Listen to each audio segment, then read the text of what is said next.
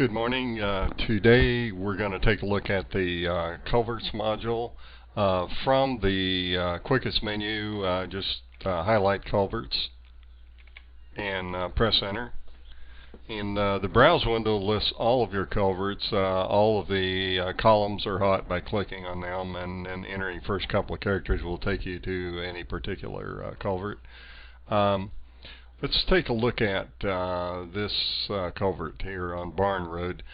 Basically a description of the culvert, inspection history, any memo that you want to carry forward with this information, and the maintenance history.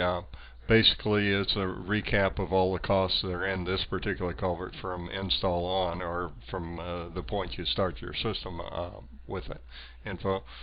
One of the critical numbers is the actual culvert number, and this can be any convention that you want to use. This particular Barn Road also is a county route, I believe 370, and it also is known as the 003 Cart Road. So this is one way you can generate your individual culvert numbers. You could start it with a C, which would mean a culvert. 003 would be the road it's on, and then it's on the C1 section of that road, or any meaningful name, as long as the culvert numbers are each unique to each culvert, because that's what lets you keep all of the data throughout the system separate on this culvert from any other asset. Like I mentioned earlier, the maintenance history is the reverse date sort order. So the first date or lowest date, well, the first date is the most recent time it was worked on, and you also can describe the task that was done, like an inspection or whatever, and it gives you a total cost on maintenance of that culvert. If you have the latitude and longitude, you can click the Google it, and then it'll on out to Google. And basically pull up the location of that culvert with your latitude and longitudes.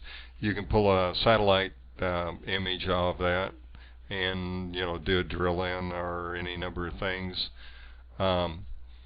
You also can determine the location of any particular culvert. For instance, if it was here, you just click on that point, then click the link button, and then the copy button, and then back over to the system you click the Google Lat and Lawn, and it'll reinsert that different location.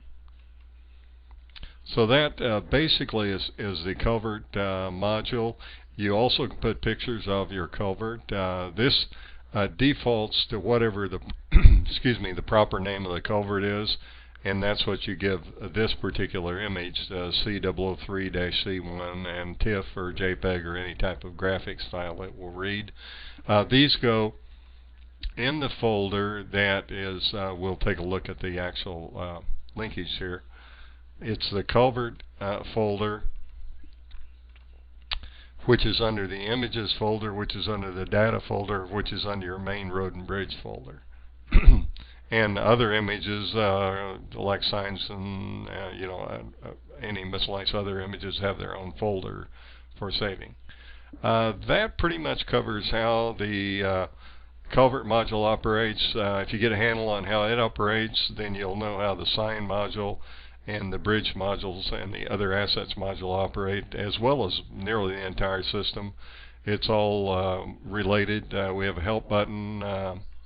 Also, you can do a Google All, which then pulls up all of your culverts, or there's one on the signs module and in the bridge and other assets module, and you'd install the free version of Google in the default location, and it'll pull up Google, and we'll drill on down, and this of course keys off your latitude and longitude points you have in each culvert. And basically we see our culvert's location in this particular county. Now, to drill back down via Google Earth to that C003-C1, we just click on it. Then Google Earth will let you do a lookup on that particular culvert. Let's see, if we click it twice, then it'll do a drill down to that culvert, and you'll have basically the same data you have when you do just straight Google lookup to Google Maps. There are other tools within Google. You can measure distances and that sort of thing once you're here. But basically, that is how it interfaces on out. Google, of course, if you run the free version, has no cost, and then all of your data is then related out to Google for doing lookups. The recap of the dashboard manager: we have done most of these modules now through one cycle over the last year, well, nearly 2 years that we've been doing webinars. So we're kind of doing recaps of each module and any new modules as we add them to it. So until then, if you have any questions, give us a call or email.